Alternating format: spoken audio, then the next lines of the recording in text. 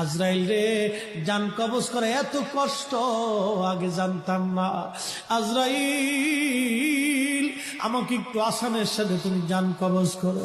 আজরাইল বললেন, হুজুর, আসমানের নিচে জমিনের উপরে আপনার চাইতে সহজভাবে জান আমি কারো কবজ করি নাই।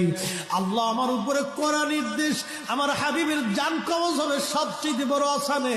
হুজুর, আমি যদি আপনাকে আসানে জান কবজ না করি, নবী গো, আল্লাহর লানতে আমি ধ্বংস হয়ে যাব। ইয়া নবী আল্লাহ, আমি সেই ভয়ে আপনাকে আসানের সাথে জান কবজ করতেছি। হুজুর গো, আপনি নবীর আগে এবং পরে এত আসানে কারো জান কবজ হয় নাই, হবে না। আল্লাহর নবী ডেকে বলে, আজরাইল, জান কবজ এত কঠিন, এত কঠিন, আমার কাছে কষ্ট হয়।